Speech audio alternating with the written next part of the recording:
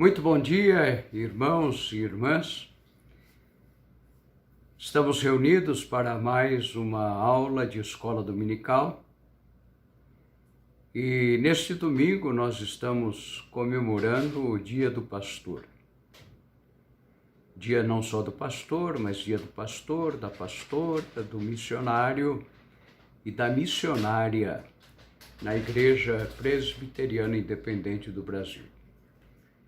Eu quero agradecer ao presbítero Devaldo pelo convite que ele me fez para transmitir uma aula especial nesse dia que é especial, o Dia do Pastor.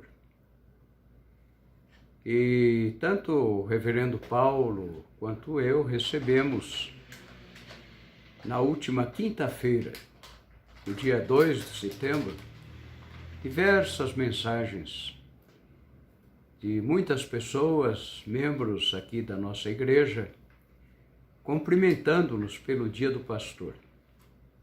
E pode ser que muita gente esteja perguntando por que hoje é o Dia do Pastor, o dia 2 de setembro, porque é o dia em que esta aula está sendo gravada. O dia 2 foi escolhido na Igreja Presbiteriana Independente do Brasil para ser o Dia do Pastor, porque foi no dia 2 de setembro de 1881, faz muito tempo, 2 de setembro de 1881, que foi ordenado ao ministério pastoral o reverendo Eduardo Carlos Pereira, um dos líderes da organização da Igreja Presbiteriana Independente do Brasil, no dia 31 de julho do ano de 1903. E neste dia, 2 de setembro, em geral, as igrejas reservam o domingo mais próximo para uma manifestação de apreço aos seus respectivos pastores. E eu pretendo falar um pouco a respeito do que significa o ministério pastoral, mas eu quero falar de uma forma bem pessoal. Eu quero falar o que tem sido o ministério pastoral para mim.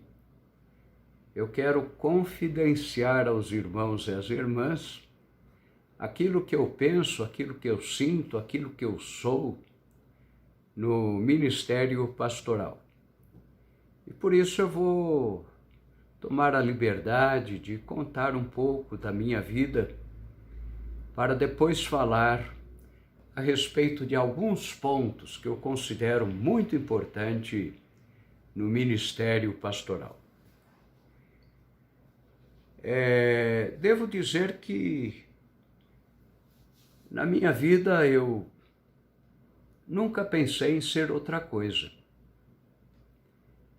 Talvez tenha sido influência até dos meus pais. Eu não convivi muito com meu pai, não me lembro quase nada a respeito dele, mas eu sei que quando eu nasci, ele manifestou o desejo de que eu me tornasse pastor. E isso foi sendo colocado para mim na minha mais tenra idade. E há uma história que aconteceu comigo e com o reverendo João Euclides Pereira, que foi pastor aqui da nossa igreja durante muitos anos, foi o pastor da minha infância, da minha adolescência, da minha juventude. Eu me lembro quando eu era criança, o reverendo João Euclides tinha um carrão. Naquela época a gente dizia que o carro grande, aquele tipo norte-americano dos anos 50, Era um Cadillac rabo de peixe, era assim que a gente falava. E então, quando eu era criança, bem criança ainda, uns 4, 5 anos, as pessoas perguntavam para mim o que é que eu pretendia ser. E eu não tinha nenhuma dificuldade de responder. Eu dizia, eu quero ser pastor, mas eu quero ter um Cadillac rabo de peixe. E depois, a minha vida foi sendo orientada naturalmente para o ministério pastoral. Na década de 40, 50, 60, havia em Jandira uma escola chamada Instituto José Manuel da Conceição. Era uma escola religiosa mantida por várias igrejas, entre as quais a Igreja Presbiteriana Independente do Brasil.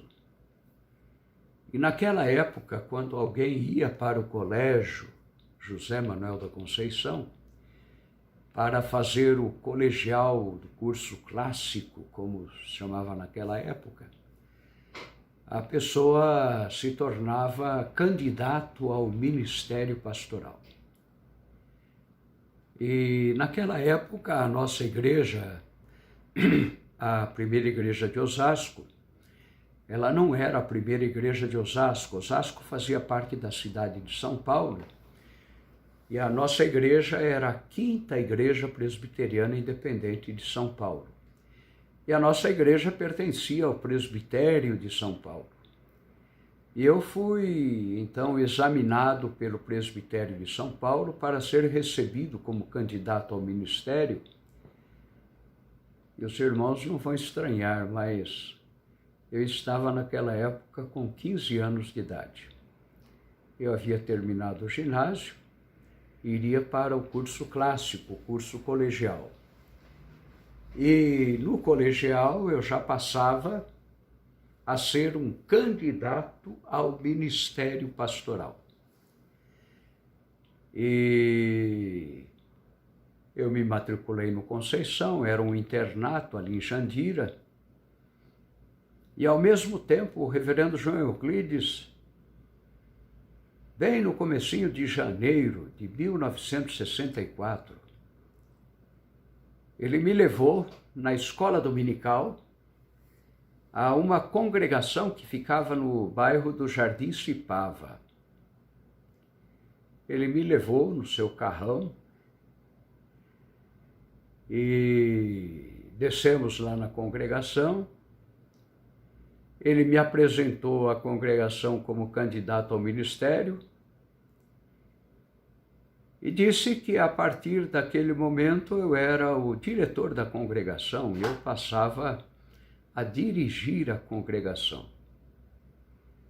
Coisa inimaginável na nossa época, mas com 15 anos eu assumi a congregação do Jardim Cipava, que é hoje uma igreja, e desde então passei a dirigir cultos, a dar aula na escola dominical e assim por diante. E hoje eu já estou prestes a completar 50 anos de ordenação ao ministério pastoral. Vez que eu fui ordenado no ano de 1972. Mas, de fato, desde 1964, eu tenho estado à frente de congregações e de igrejas. E o meu ministério pastoral não foi um ministério pastoral de tempo exclusivo. Eu sempre trabalhei com igreja e trabalhei em outras atividades. Desde que eu fiz o seminário, eu fiz também um curso de História na Universidade de São Paulo e me tornei professor da rede pública. E foi como professor que eu me aposentei. E desde 1972 eu fui pastoreei esta igreja 3 anos, a igreja do 18 mais 10 anos, depois na primeira igreja de São Paulo e voltei para a nossa igreja, convidado que fui pelo reverendo Dimas para ser o pastor auxiliar. Mas além de ser pastor, durante todo esse tempo, eu lecionei em escolas públicas, também passei a lecionar no seminário da nossa igreja desde 1976, e no seminário eu fui professor, fui deão, fui diretor, em 36 anos de trabalho. E também como pastor, eu venho dirigindo o jornal oficial da nossa igreja, o Estandarte. Estou já completando 19 anos de produção do Estandarte. E atualmente voltei a ser o secretário-geral da Igreja Presbiteriana Independente do Brasil. Eu já havia sido secretário durante 8 anos e agora estou secretário há mais 2 anos. Isso quer dizer que a minha vida tem sido uma vida não só de pastor o tempo todo, mas uma vida de muitas atividades. Mas se eu fui professor sempre porque eu queria ser pastor. Eu fui professor no estado, fui professor no seminário, mas o meu tempo principal, o meu tempo maior, era o tempo para o pastorado da igreja. As outras atividades sempre foram suplementares, complementares, mas a grande vocação é a vocação para o ministério pastoral. E após essa introdução, na qual eu gastei já uns 10 minutos, eu gostaria de destacar alguns cuidados, considerações, perspectivas a respeito do ministério pastoral. Eu vou abrir o meu coração e vou dizer o que eu penso que significa ser pastor para mim nos dias de hoje. Mas antes de apontar esses cuidados, essas considerações, essas perspectivas do ministério pastoral, eu devo dizer que hoje em dia está cada vez mais complicado ser pastor, porque cresceu muito o número de evangélicos, entre aspas, no nosso país. A nossa igreja é uma igreja que exige formação para o ministério pastoral. Mas existem igrejas evangélicas por aí que não exigem nenhuma formação. Existem pessoas que se autodeclaram pastores e, sem nenhuma formação, transformam a igreja num grande negócio, transformam a igreja numa empresa lucrativa e muitas vezes isso tem envergonhado o evangelho. E em determinadas situações, pessoalmente eu tenho dificuldade em me apresentar como pastor. Porque quando eu me apresento como pastor, as pessoas podem ter ideias equivocadas, ideias erradas a respeito do que significa ser pastor. E para ilustrar isso, eu vou contar uma história da minha experiência de vida. Uma história que aconteceu comigo quando eu era professor no Mackenzie. Eu fui lecionar no Mackenzie e lá eu não me apresentei como pastor para não provocar ideias preconcebidas entre os professores e os alunos. E todo mundo me conheceu como professor, mas com o tempo as pessoas acabaram sabendo que eu era também pastor. E foi muito interessante o que aconteceu comigo na sala dos professores certo dia. Uma colega, uma professora, se aproximou de mim e perguntou assim: você é pastor, não é? Eu respondi: sim, eu sou pastor e sou também professor. Aí ela fez a pergunta que ela queria fazer. E ela disse assim: mas por que você está dando aula? Por que você é professor? Você não precisa disso para viver, você é rico. Eu fiquei espantado, porque eu sempre lutei com muitas dificuldades na vida. E estranhei que ela pensasse que eu fosse muito rico. E eu respondi para ela: não, eu não sou pastor rico, não. A minha igreja é uma igreja pobre. E eu sou professor para poder manter a minha família.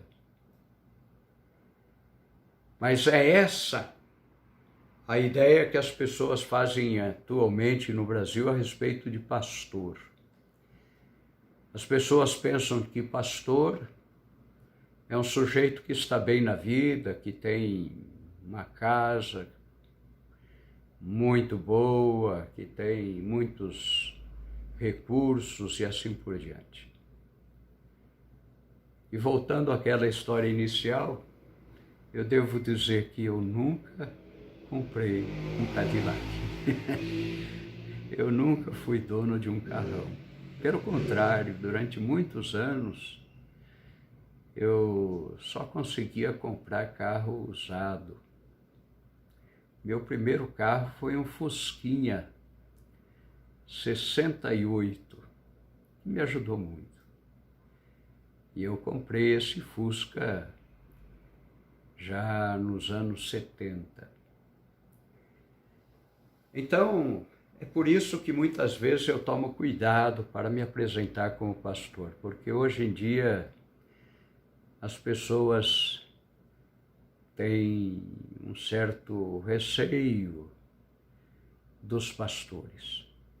Uma outra história que eu gosto de contar é a respeito de um colega meu. Essa história não foi comigo, mas foi com um pastor nosso, pastor da nossa igreja lá do Nordeste. Ele veio para São Paulo e pretendeu comprar muitos livros para levar lá para sua casa. E ele foi à Casa da Bíblia, ali na Rua Senador Feijó, em São Paulo. Escolheu vários livros e quando chegou no caixa para pagar, ele sacou, naquela época não havia cartão, ele sacou o talão de cheques. E quando ele foi preencher, a vendedora da Casa da Bíblia disse: desculpa, mas aqui nós não aceitamos cheques.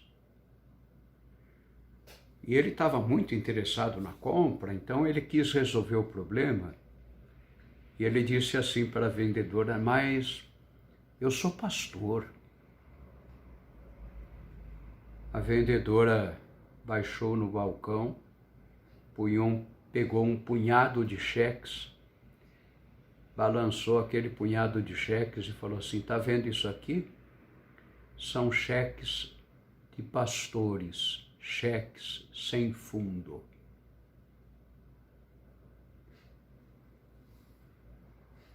Infelizmente, é isso que está acontecendo no nosso país.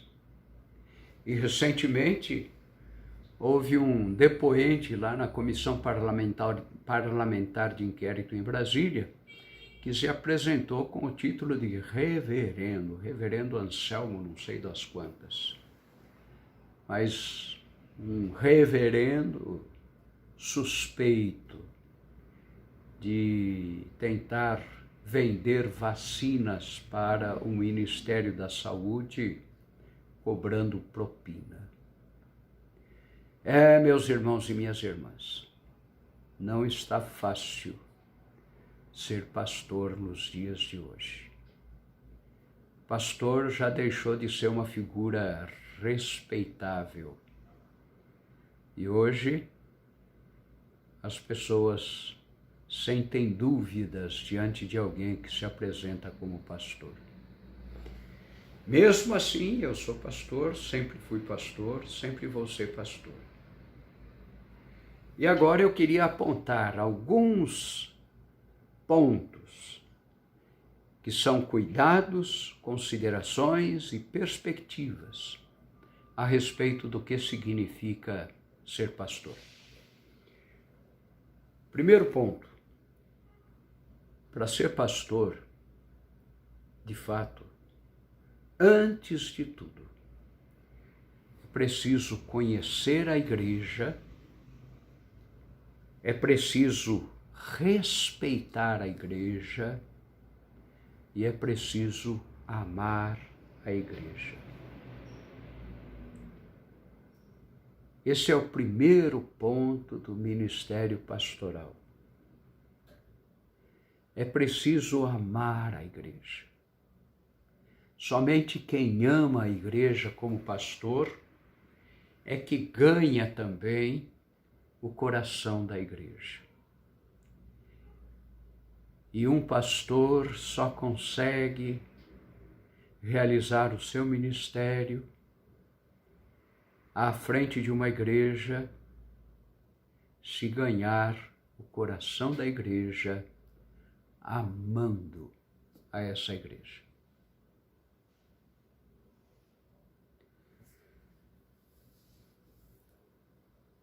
Eu fui pastorear uma outra igreja, que não a nossa, e quando eu lá cheguei, havia uma suspeita que pairava sobre mim. Eram os anos, começo dos anos 70, época da ditadura militar aqui no Brasil, e com frequência as pessoas tinham dúvidas a respeito de certos pastores, de certos teólogos, que eram influenciados naquela época pela chamada teologia da libertação. E quando eu fui pastorear essa igreja, eu lá cheguei como um suspeito. As pessoas suspeitavam que eu fosse apoiador da chamada teologia da libertação. Por isso, o começo do meu ministério naquela igreja foi meio complicado. Mas eu procurei ganhar o coração da igreja. Eu procurei demonstrar amor por aquela igreja. E com o tempo, a igreja foi aprendendo também a me amar. E com o passar do tempo, a própria igreja, o próprio conselho me convidou para permanecer ali por mais um tempo como um pastor eleito pelo povo. Tudo porque eu procurei ganhar o coração da igreja.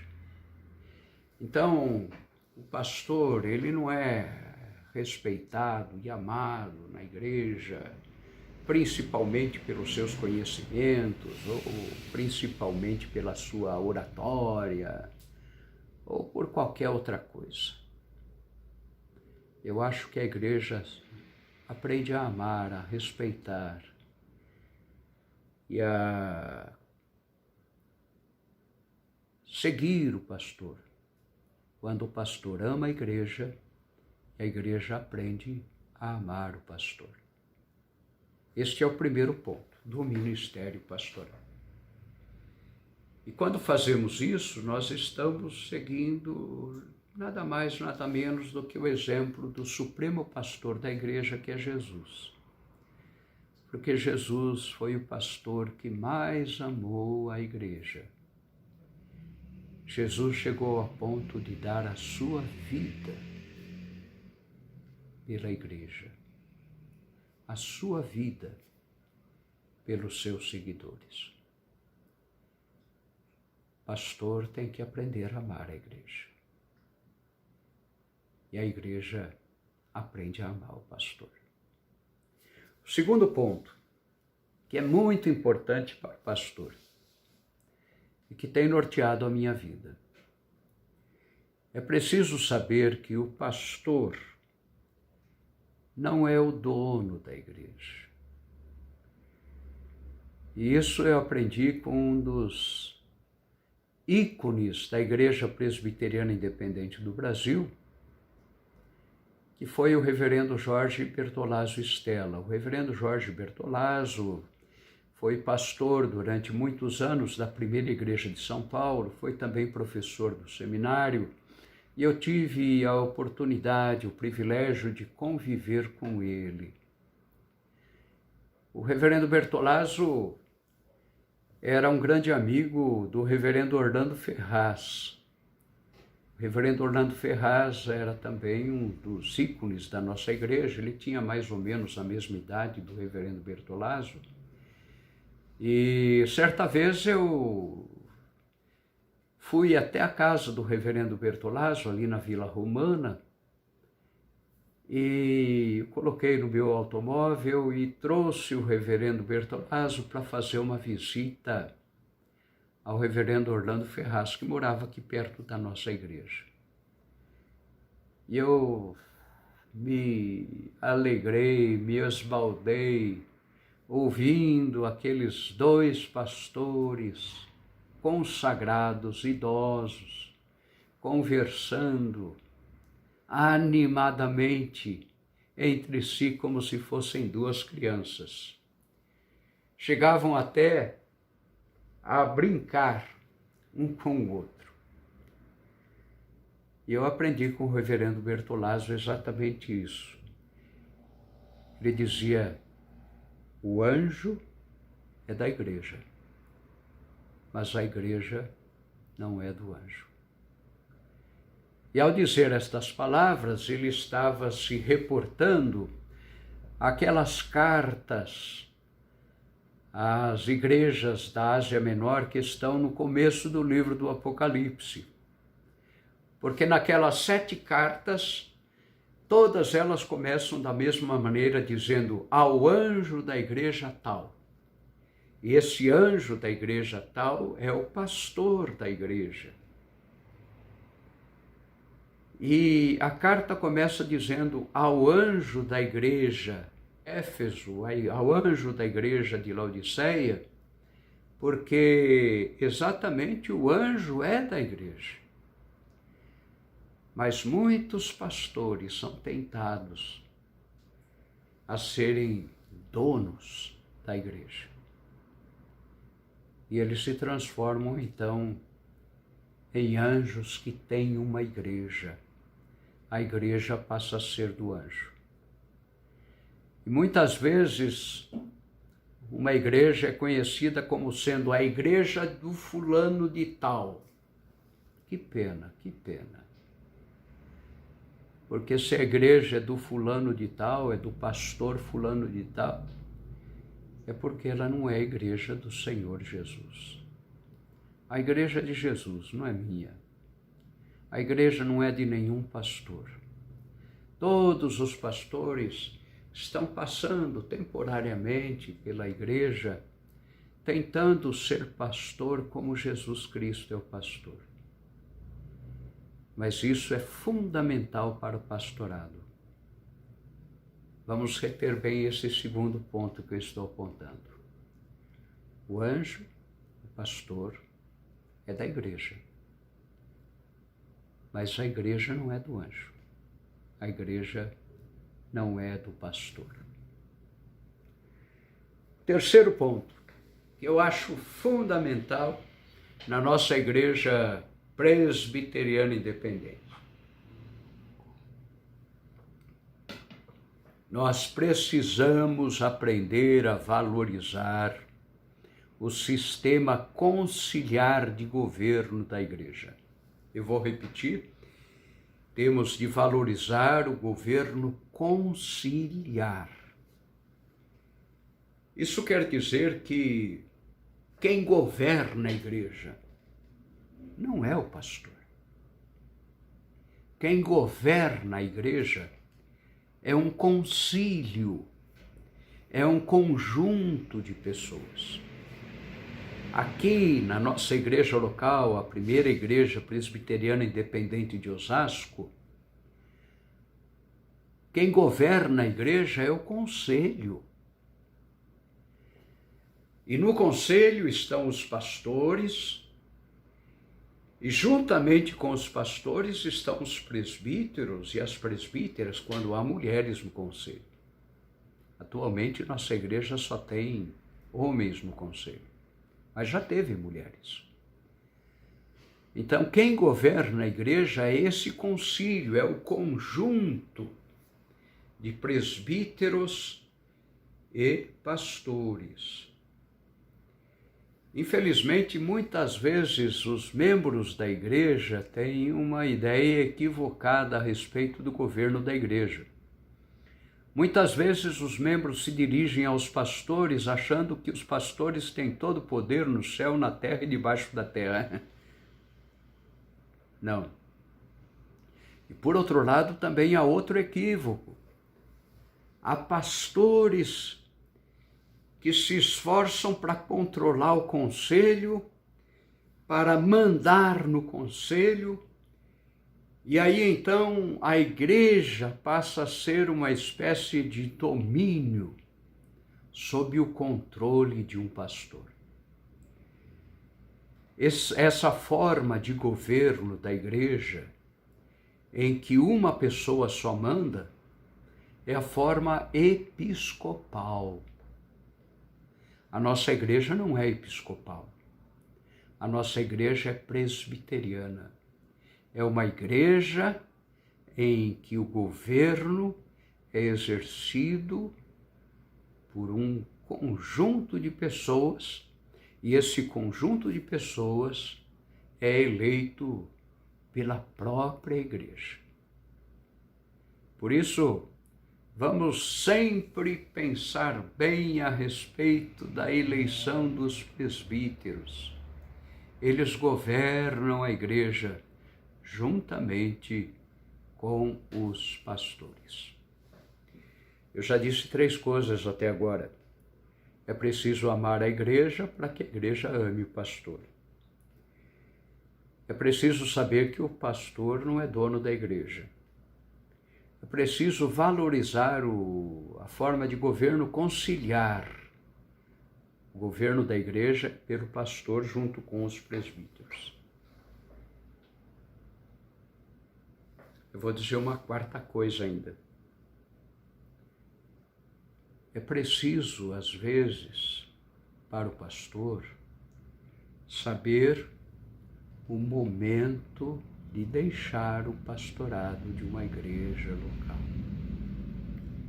É preciso que o pastor saiba quando está na hora de ele sair do pastorado de uma igreja local para ir pastorear outra igreja. Dou um exemplo disso. Nenhum pastor consegue dirigir bem uma igreja se ele não contar com o apoio do conselho. O pastor, para conduzir bem o rebanho, ele precisa ter o apoio do conselho. E muitas igrejas têm sofrido crises, porque às vezes o pastor, por um motivo ou outro, entra em atrito com o conselho, ou o conselho entra em atrito com o pastor, ou alguns presbíteros e presbíteras discordam do pastor, e aí começa a haver uma luta interna, uma guerra interna, entre o pastor e o conselho. Eu acho que o pastor nunca deve brigar com o conselho. Quando a crise começa a aparecer entre pastor e presbíteros, o pastor deve, humildemente, deixar o pastorado da igreja. Porque o pastor, ele sempre está temporariamente numa igreja. Quem permanece na igreja são os membros. Quem permanece na igreja são os presbíteros. E por isso é preciso, às vezes, reconhecer que está na hora, que o tempo chegou à sua conclusão e que é preciso deixar o pastorado de uma igreja. Eu já ouvi muitas histórias de pastores que não aprenderam isso. E as igrejas sofreram, padeceram por conta disso. Este é o quarto ponto que eu queria destacar. Um quinto ponto. Pastor nunca pode esquecer o que estudou no seminário.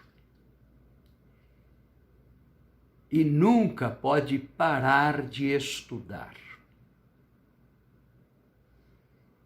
Quem para de estudar,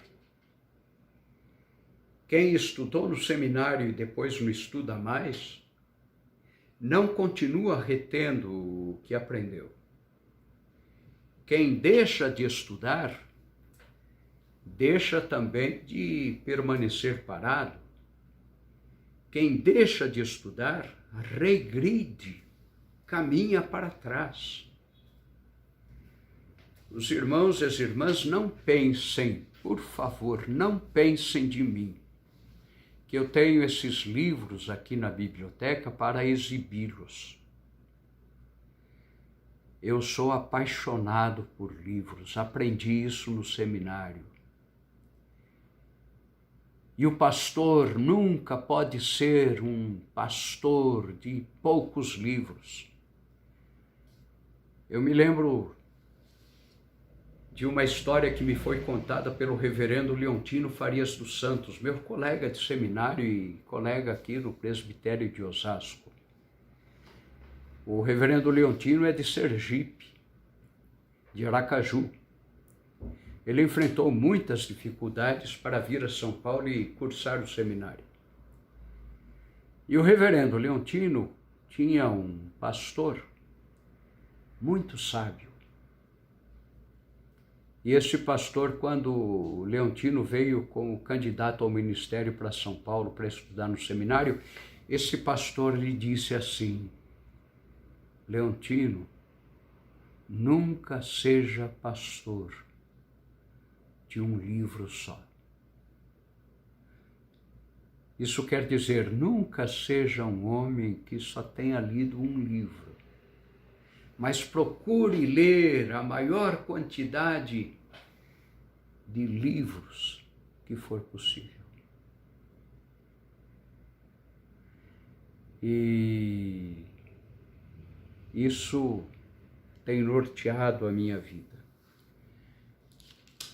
O pastor não pode deixar de estudar. Por quê? Porque a Bíblia é um tesouro inesgotável. A gente nunca pode parar de estudar a Bíblia, porque a gente sempre tem coisas novas para aprender com a Bíblia. E a gente deve investir o máximo de tempo que for possível no estudo da Bíblia. Isso vale também para a igreja. Os membros da igreja precisam aprender a valorizar o pastor que estuda. A igreja precisa investir no pastor que estuda. E a igreja precisa também beber dos ensinos do pastor que está constantemente estudando a Bíblia. Este é o quinto ponto que eu queria destacar a respeito do pastorado. E o sexto ponto é o contrário um pouco. É preciso tomar muito cuidado para que o pastor não transforme a igreja numa sala de aula em que ele vai exibir os seus conhecimentos. Essa é uma tentação do pastor. O pastor, para ser pastor na nossa igreja, tem que estudar um pouco de hebraico, de grego. E eu conheço pastores que gostam de se exibir diante da igreja e então começam a citar termos em hebraico, termos em grego. Eu nunca gostei muito disso. O pastor deve não transformar a igreja numa plateia para exibir conhecimentos. O pastor deve tratar a igreja como rebanho que está conduzindo segundo a palavra de Deus. O pastor não deve pretender exibir conhecimentos bíblicos, conhecimentos das línguas originais da Bíblia, assim por diante. Ele deve ser muito humilde e nunca pretender exibir conhecimentos. Eu me lembro de uma história que eu vi, eu não sei se é verdadeira ou não, mas de um pastor que gostava de exibir conhecimentos. E ele falava difícil e queria mostrar que ele tinha um conhecimento elevado. E certo dia ele fez um sermão notável para os intelectuais. E aí, quando terminou o culto e ele foi à porta do templo para cumprimentar o rebanho, um crente muito humilde, sem conhecimentos, disse para o pastor: olha, pastor, hoje o senhor pregou bonito, mas eu não entendi nada do que o senhor falou. E aquele pastor arrogante, disse assim para aquele membro humilde: hoje eu não preguei para os ignorantes. Que vergonha. E aquele membro humilde, que era um simples carpinteiro, alguns domingos depois foi cumprimentar o pastor na porta do templo. Começou a falar dos detalhes do seu trabalho como marceneiro. E o pastor disse para aquele membro: olha, eu não entendo nada de marcenaria. E o membro humilde falou: pois é, hoje eu não estou falando para ignorantes de marcenaria. Essa é uma verdade. O pastor pode ter conhecimentos da Bíblia, tem que ter conhecimentos da Bíblia, mas não pode pretender se colocar num patamar superior e considerar os membros da igreja como ignorantes. Na verdade, todos nós somos ignorantes. Todos nós temos um conhecimento limitado a respeito de uma realidade. Eu conheço um pouco de Bíblia, mas eu sou ignorante em muitas esferas do conhecimento humano. O pastor não deve pretender expor os seus conhecimentos, exibir os seus conhecimentos para uma plateia. Até agora, eu falei já 6 coisas a respeito de ser pastor. Estou abrindo o coração com os irmãos e com as irmãs. E ainda tenho um tempinho para falar mais algumas coisas. Eu acho que é muito importante a nossa igreja manter a sua identidade reformada. Como pastor de uma igreja presbiteriana independente, eu sou parte de uma tradição que começou com a Reforma. Então é importante eu conhecer o pensamento, a doutrina de Lutero, de Calvino, de outros reformadores. Isso não quer dizer que nós devemos repetir o que eles fizeram, mas construir a partir da base que eles lançaram. Eu sei que existem outras igrejas, de outras tradições. Nós vivemos num momento de ebulição religiosa no nosso mundo, no nosso país. Desde 1901, se espalhou pelo mundo todo o pentecostalismo, o neopentecostalismo. Eu respeito a tradição pentecostal, que é uma nova tradição, a partir dos anos 1901. Mas eu não sou pentecostal. Nós temos uma identidade própria. E o pastor deve zelar para que essa identidade reformada seja preservada. A nossa identidade reformada é, por exemplo, uma identidade que valoriza a doutrina da soberania de Deus. Porque eu creio que Deus é soberano, porque nós cremos que Deus é soberano como presbiterianos e reformados, nós não aceitamos, por exemplo, o ensino neopentecostal de que podemos determinar coisas para Deus. Também está na moda a teologia da prosperidade. A teologia da prosperidade não é uma teologia bíblica e reformada na nossa ótica. Então nós devemos conhecer a tradição na qual nós fomos formados e ensinados, e os pastores devem zelar para que nós permaneçamos nesta rica, nesta bíblica tradição reformada.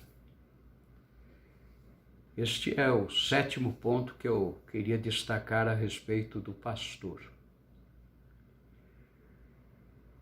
O outro ponto que eu acho que é muito importante, o pastor deve estudar e cuidar da liturgia da igreja. O pastor é o responsável pela liturgia. E por isso tudo deve ser submetido no culto ao exame e ao cuidado do pastor. O pastor pode preparar a liturgia com auxiliares, junto com representantes da música e assim por diante. Mas a última palavra na liturgia, quem está preparado para conduzir liturgicamente o povo de Deus, é exatamente o pastor. Eu sei que há pastores por aí que já não se preocupam mais com liturgia, com coisa nenhuma. E eles simplesmente deixam rolar a liturgia de acordo com pessoas que se apresentam para dirigir o culto. Mas tudo que acontece na adoração a Deus, no culto a Deus, deve ser orientado pelo pastor. E agora eu vou para o último ponto que eu queria destacar. O pastor sofre uma grande tentação.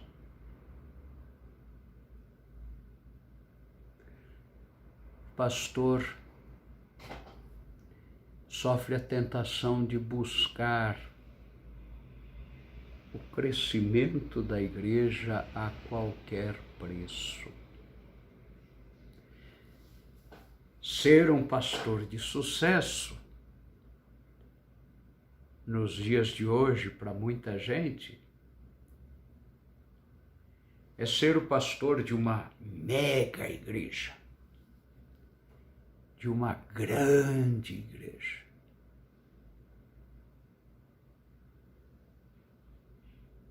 Eu me preocupo muito com o crescimento da igreja e é claro que eu gostaria de ver a nossa igreja crescer e crescer bastante.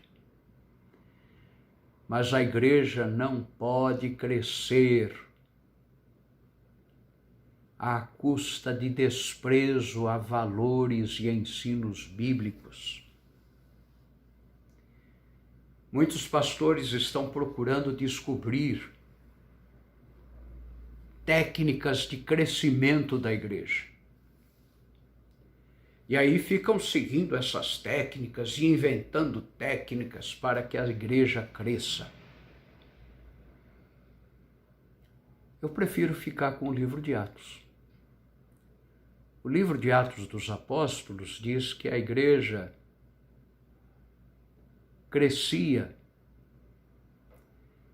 porque o Senhor acrescentava à igreja os que iam sendo salvos. O que o livro de Atos ensina é que os membros da igreja devem viver o Evangelho.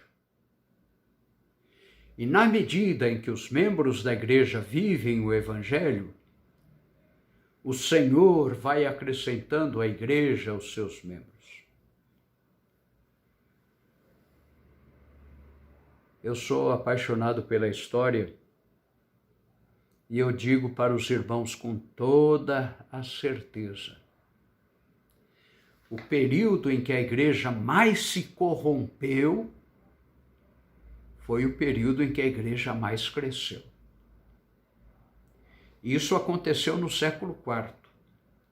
Até o século IV, a igreja se manteve fiel. A partir do século IV, a igreja se corrompeu e se corrompeu cada vez mais.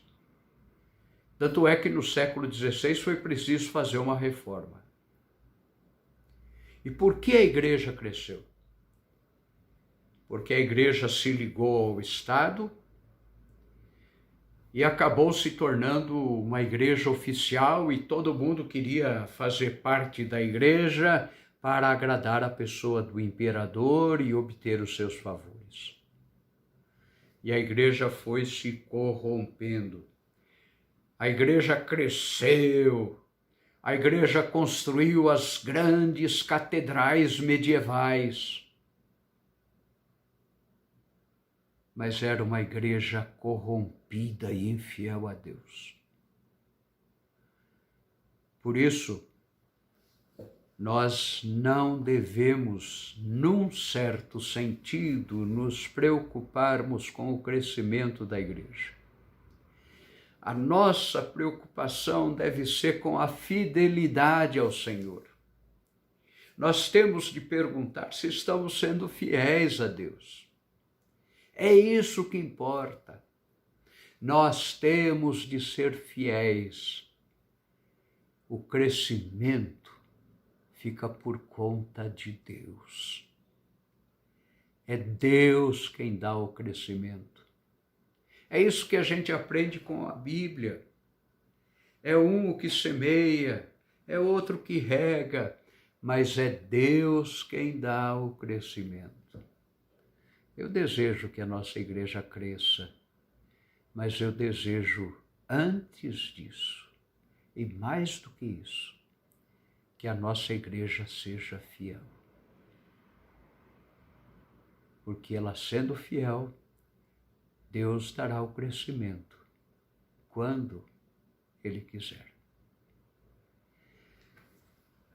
Eu agradeço a Deus o fato de ser privilegiado por ter sido chamado por Ele para o ministério pastoral. Mas os outros irmãos que têm outros ministérios, por favor, valorizem esse ministério também. Quem tem vocação para ser presbítero, que seja presbítero com consagração. Quem tem vocação para ser diácono, que se dedique, que se consagre ao diaconato. Quem tem vocação para o ministério musical na igreja, dedique-se ao ministério musical. Ele é importante. Quem tem vocação para auxiliar na parte técnica dos cultos, na transmissão, na internet, que se dedique a conhecer e a se consagrar a esse ministério. A igreja é isso, a igreja é o corpo. E cada corpo, cada parte do corpo tem uma determinada função. E é importante que todos nós estejamos juntos, trabalhando para o Senhor. Que todos nós, neste dia em que estamos comemorando o Dia do Pastor, que todos nós sejamos consagrados naquilo que somos, na vocação que temos, no ministério que devemos desenvolver. Antigamente, quando a gente falava no ministério pastoral na igreja, a respeito do pastor, a gente dizia é o ministério sagrado. Então, era muito comum a pessoa falar, ele foi chamado para o ministério sagrado. Como se o ministério pastoral fosse o único ministério sagrado na igreja.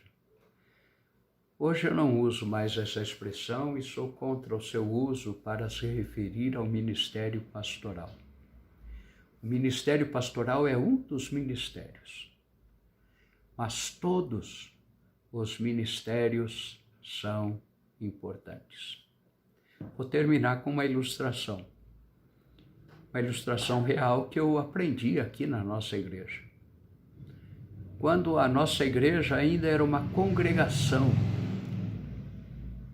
e a igreja se reunia na casa de um membro da nossa igreja, que era o seu Dionísio de Camargo. E a casa dele ficava aqui perto da minha casa, na rua Júlio Silva, perto do lugar onde está o Museu de Osasco. E havia uma pessoa que queria desenvolver algum trabalho ali na congregação, mas não sabia, achava que não tinha vocação para nada.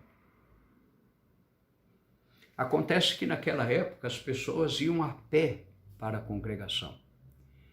E a congregação fica numa rua que é uma subida. E evidentemente os membros da congregação chegavam sedentos à casa do seu Dionísio de Camargo. E então aquela pessoa que estava preocupada em descobrir uma vocação, ela descobriu. E ela resolveu fazer o seguinte: chegar todos os domingos antes dos outros na congregação, pegar um balde, jogar o balde no poço, puxar a água fresquinha com uma manivela para disponibilizar a todos os membros que chegavam para a escola dominical. Fantástico! A pessoa descobriu que tinha vocação para servir a água aos membros da igreja. E na primeira igreja de São Paulo, onde também trabalhei, eu conheci uma diaconisa admirável, sensacional. Era uma velhinha, uma pessoa bastante idosa. Ela já não tinha condições de fazer muitas coisas por causa da idade. E ela descobriu uma vocação, um ministério. Todo domingo, ela chegava mais cedo na escola dominical. Para quê? Para ser ascensorista. Ela ficava nos elevadores, transportando os alunos para suas salas no edifício da escola dominical. E houve um grande teólogo do século XX chamado Emil Brunner. Emil Brunner ficou bastante idoso, não tinha mais condições de realizar as suas tarefas pastorais como teólogo. Quando ele já estava então quase impedido de fazer qualquer coisa, ele foi ao conselho da sua igreja e pediu autorização para ajudar no culto, no levantamento das ofertas. Na sua igreja, as pessoas responsáveis pelo levantamento das ofertas eram os diáconos. Ele não era diácono e ele pediu para trabalhar junto com os diáconos. E a partir daí, todo domingo, um grande teólogo atuava como diácono no recebimento das ofertas.